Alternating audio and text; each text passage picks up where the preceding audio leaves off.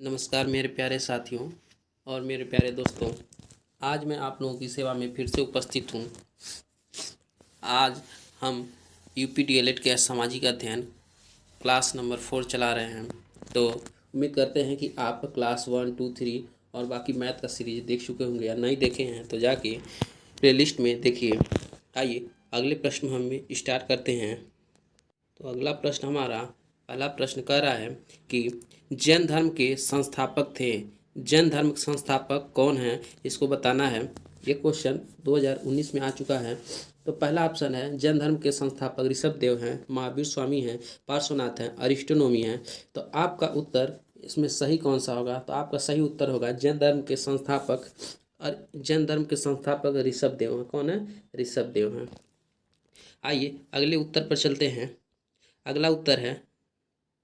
अगला प्रश्न है कि द्वितीय बौद्ध संगीति सभा का आयोजन कहाँ हुआ था?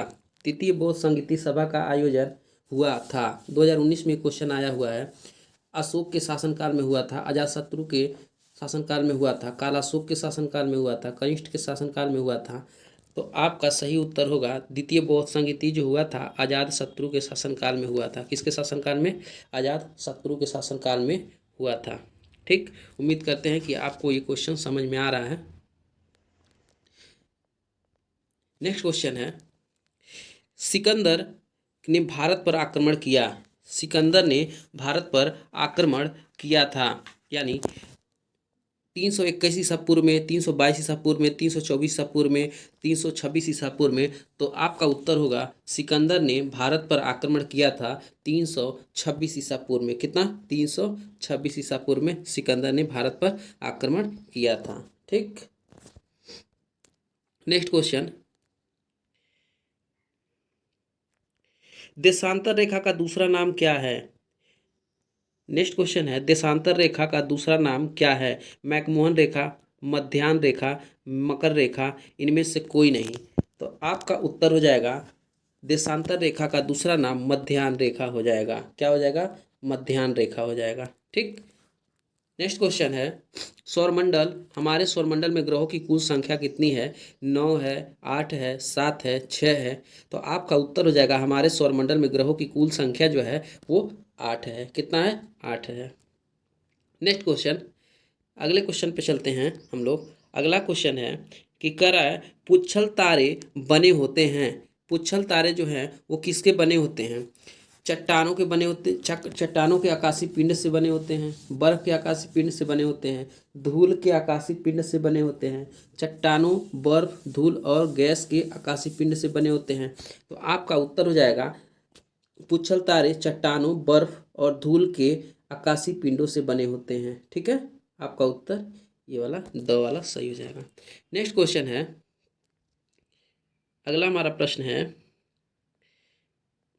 अगला प्रश्न कह रहा है कि एक पूर्णिमा से दूसरे पूर्णिमा तक अपनी कलाओं को पूरा करने में चंद्रमा का लगने वाला समय क्या है? एक पूर्णिमा से दूसरे पूर्णिमा तक अपनी कलाओं को पूरा करने में चंद्रमा का लगने वाला पूरा समय कितना है? 31 दिन, 30 दिन, 29 दिन, 8 घंटे, 28 दिन, 23 घंटे। तो आपका सही उत्तर होगा एक पूर्णिमा को से दूसरी पूर्णिमा तक अपनी कलाओं को पूरा करने में चंद्रमा को लगने वाला दिन जो है वो 31 दिन है। ठीक, नेक्स्ट क्वेश्चन है, अगला प्रश्न हमारा है निम्नलिखित विद्वानों में से हड़प्पा सभ्यता का सर्वप्रथम खोजकर्ता कौन था? Sir John Marshall, R D. Banerjee, A Cunningham, Dayaram Sahni.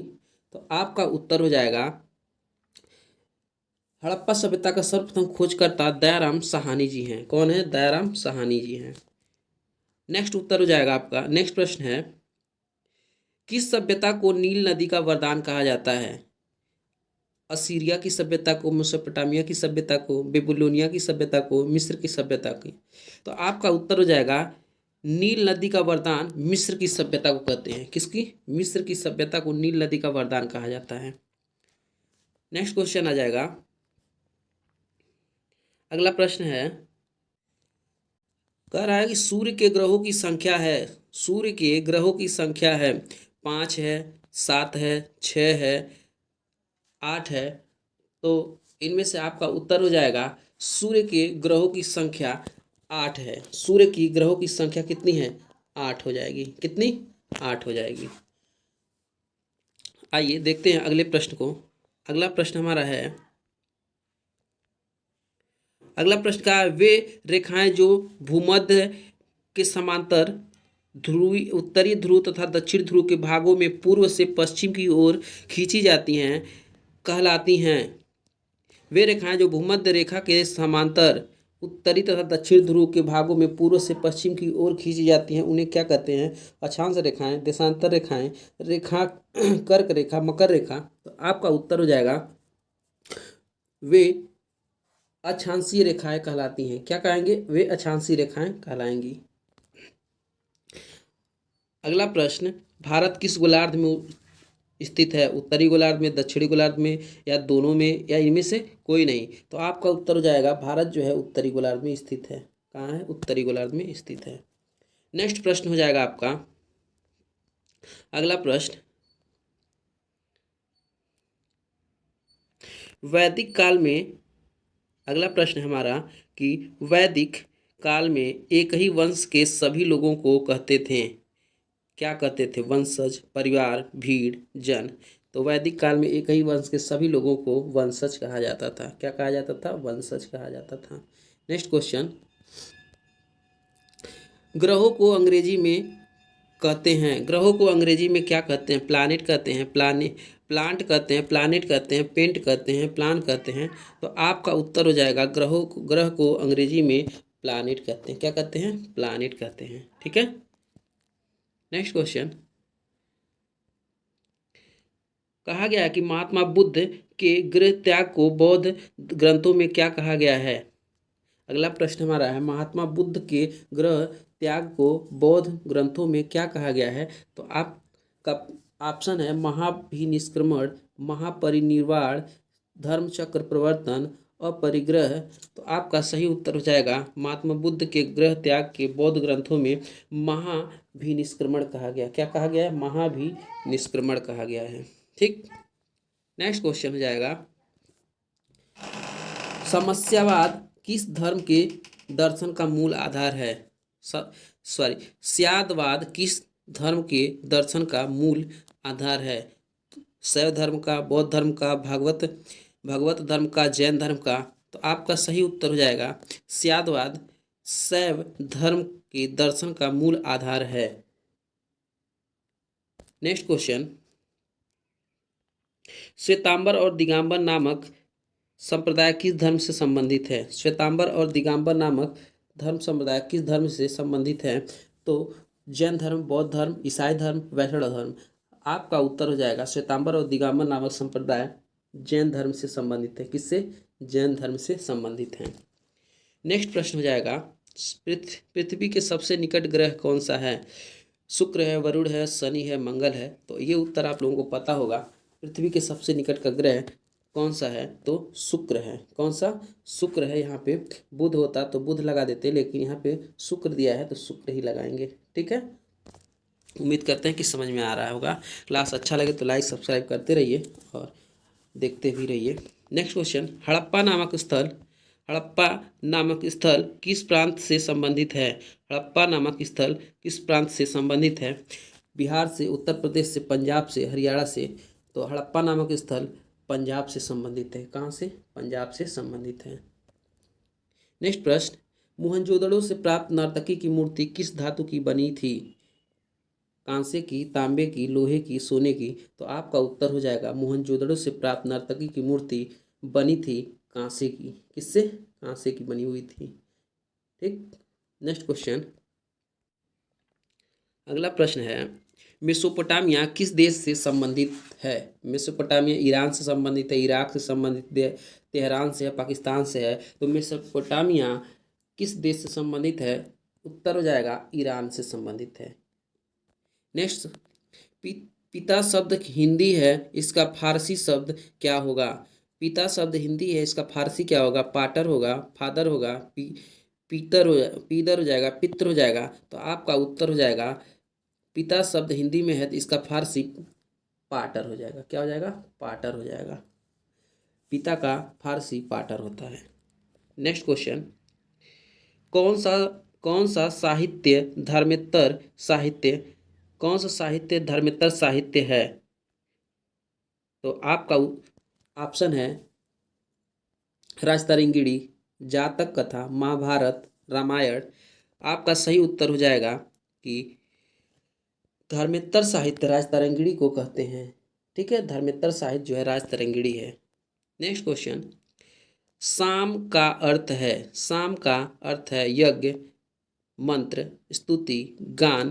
तो साम का अर्थ है गान होता है। साम का अर्थ क्या होता है? गान होता है। नेक्स्ट क्वेश्चन है कि वेदांग कितने हैं? वेदांग कितने हैं? 7 हैं, 6 हैं, 5 हैं, 3 हैं। तो आपका सही उत्तर हो जाएगा वेदांग 6 हैं। कितने हैं? 6 हैं। वेदांग 6 हैं। नेक्स्ट क्वेश्चन, गैर मान्यता विवाह है, गैर मान्यता विवाह है, ब्रह्म विवाह है, गांधर्व विवाह है, प्रजापात्य विवाह है, आर्य विवाह है। तो आपका उत्तर हो जाएगा गैर मान्यता विवाह गांधर्व विवाह है। कौन सा? गांधर्व विवाह हो जाएगा। नेक्स्ट क्वेश्चन हो जाएगा, उत्तर वैदिक कालीन संदेशवाहक कहलाता है। उत्तर वैदिक कालीन संदेशवाहक कहलाता है दूत, पालागल पालागल, उग्र, डाकिया।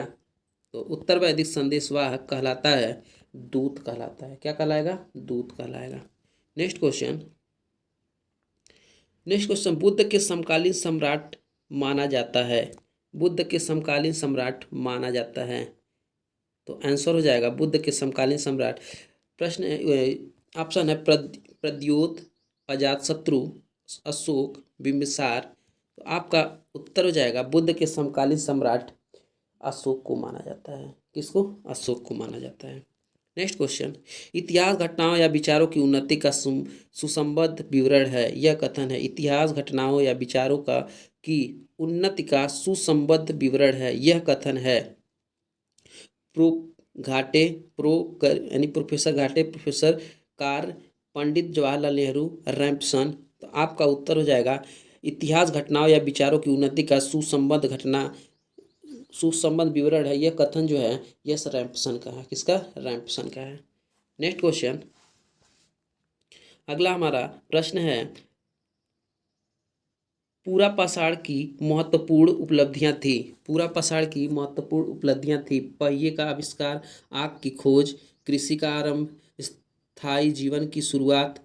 तो आपका सही उत्तर हो जाएगा पूरा पाषाण की महत्वपूर्ण उपलब्धियां आग की खोज हो जाएगी। क्या हो जाएगी? आग की खोज हो जाएगी। नेक्स्ट क्वेश्चन, पहिए का आविष्कार हुआ था नवपाषाण काल में, मध्य पाषाण काल में, पूरा पाषाण काल में, ताम्र पाषाण काल में। तो आपका सही उत्तर हो जाएगा पहिए का आविष्कार नवपाषाण काल में हुआ था। आइए अगले प्रश्न में चलते हैं। महापाषाण से तात्पर्य है धार्मिक अनुष्ठान से, उपकरणों से, पर्वत श्रृंखला से, समाधियों से। तो आपका सही उत्तर हो जाएगा महापाषाण से संबंधित है पर्वत श्रृंखला से। किससे? पर्वत श्रृंखला से। नेक्स्ट, सिंधु सभ्यता के घर किससे बनाए जाते थे? ईंट से, बांस से, पत्थर से, लकड़ी से। तो आपका सही उत्तर हो जाएगा सिंधु सभ्यता के घर ईंटों से बनाए जाते थे। नेक्स्ट प्रश्न, मोहनजोदड़ो की सबसे बड़ी इमारत है। मोहनजोदड़ो की सबसे बड़ी इमारत पुरोहितावास है, स्नानागार है, अन्नागार है, विद्यालय भवन है।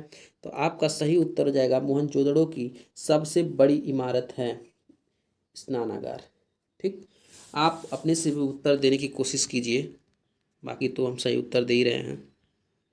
नेक्स्ट क्वेश्चन है, चंद्र ग्रहण की घटना होती है पूर्णिमा को, अमावस्या को, यानी पूर्णिमा अमावस्या दोनों को, इनमें से कोई नहीं। तो चंद्र ग्रहण की घटना पूर्णिमा को होती है। नेक्स्ट क्वेश्चन है, सूर्य ग्रहण की घटना होती है, सूर्य ग्रहण की घटना कब होती है? अमावस्या को, पूर्णिमा को, या दोनों दिनों, इनमें से कोई नहीं। तो आपका उत्तर हो जाएगा सूर्य ग्रहण जो है वो अमावस्या को होती है। कब होती है? अमावस्या को। क्लास अच्छा लगे तो लाइक सब्सक्राइब करते रहिए और अपने दोस्तों को शेयर करते रहिए। बहुत मेहनत लगता है क्लास बनाने में। आइए अगले प्रश्न पर चलते हैं। पृथ्वी के सबसे दूर ग्रह का नाम बताइए। शनि है, अरुण है, वरुण है, बुध है। तो आपका उत्तर हो जाएगा पृथ्वी के सबसे दूर ग्रह का नाम वरुण है। ठीक। नेक्स्ट प्रश्न, गांव में सर्वाधिक सुविधाओं का प्रबंध करने की व्यवस्था होती है। स्वशासन द्वारा, जिला शासन द्वारा, विकास खंड प्रशासन द्वारा, तहसील द्वारा। तो गांव में सार्वजनिक सुविधाओं का प्रबंध करने की व्यवस्था होती है विकास खंड शासन द्वारा। इसके द्वारा विकास खंड शासन द्वारा। नेक्स्ट क्वेश्चन, भारत में किस प्रकार की दलीय व्यवस्था है? भारत में किस प्रकार की दलीय व्यवस्था है? एकात्मक, दो दलीय, बहुदलीय, इनमें से कोई नहीं। तो भारत में बहुदलीय व्यवस्था है। क्या है? बहुदलीय व्यवस्था है। नेक्स्ट क्वेश्चन है, पृथ्वी का उपग्रह है, पृथ्वी का उपग्रह है, पृथ्वी का उपग्रह है चंद्रमा, बुध, शनि, वरुण। तो आपका उत्तर हो जाएगा पृथ्वी का उपग्रह चंद्रमा है। नेक्स्ट प्रश्न, सबसे बड़ा ग्रह कौन है? बृहस्पति, शुक्र, शनि, मंगल। तो आपका सही उत्तर हो जाएगा सबसे बड़ा ग्रह है बृहस्पति है। कौन है? बृहस्पति है। सबसे बड़ा ग्रह बृहस्पति है। नेक्स्ट है, हड़प्पा सभ्यता के रहने वाले थे, हड़प्पा सभ्यता के रहने वाले थे ग्रामीण, शहरी, यायावर यानी खानाबदोश, जनजाति। तो आपका सही उत्तर हो जाएगा हड़प्पा सभ्यता के रहने वाले शहरी लोग थे। कैसे थे? शहरी लोग थे। आइए अगले प्रश्न पे चलते हैं। आज का बहुविकल्पीय प्रश्न यहीं तक है। आइए, पृथ्वी पर दिन एवं रात होने का क्या कारण है? पृथ्वी पर दिन एवं रात होने का क्या कारण है? पृथ्वी के अक्ष का झुकाव, पृथ्वी का सूर्य के चारों ओर परिक्रमण, पृथ्वी के सापेक्ष सूर्य की गति, पृथ्वी अपने अक्ष पर घूर्णन करती है। तो आप बताएंगे क्या कारण है जो दिन रात होते हैं? तो आपका उत्तर हो जाएगा दिन रात होने का कारण पृथ्वी का अपने अक्ष पर घूर्णन। ठीक, दिन रात का कारण पृथ्वी का अपने अक्ष पर घूर्णन है। नेक्स्ट क्वेश्चन, 0 डिग्री 0 डिग्री जिसको बोलते हैं अक्षांश को कहते हैं भूमध्य रेखा को, कर्क रेखा को, मकर रेखा को, आर्कटिक रेखा को। तो 0 डिग्री अक्षांश को कहते हैं भूमध्य रेखा। क्या कहेंगे? भूमध्य रेखा। नेक्स्ट प्रश्न, भूमध्य रेखा पर सूर्य की किरणें कब सीधी पड़ती हैं? भूमध्य रेखा पर सूर्य की किरणें कब सीधी पड़ती हैं? आपका उत्तर हो जाएगा, आपका ऑप्शन है 23 सितंबर को, 21 मार्च को, 21 जून को, 25 दिसंबर को। तो आपका सही उत्तर हो जाएगा भूमध्य रेखा पर सूर्य की किरणें सीधी पड़ती हैं 21 जून को। कब? 21 जून को। नेक्स्ट क्वेश्चन, ग्राम पंचायत के सदस्य चुने जाते हैं 2 वर्ष के लिए, 5 वर्ष के लिए, 7 वर्ष के लिए, 10 वर्ष के लिए। तो ग्राम पंचायत के सदस्य चुने जाते हैं 5 वर्ष के लिए। ठीक। नेक्स्ट क्वेश्चन, ऋग्वेद में अयस शब्द का प्रयोग हुआ है। ऋग्वेद में अयस शब्द का प्रयोग हुआ है सोने के अर्थ में, चांदी के अर्थ में, तांबे के अर्थ में, लोहे के अर्थ में। तो ऋग्वेद में अयस शब्द का प्रयोग लोहे के अर्थ में हुआ है। ये क्वेश्चन बहुत इंपॉर्टेंट है हर एक एग्जाम के लिए। ऋग्वेद में अयस शब्द का प्रयोग लोहे के अर्थ में हुआ है।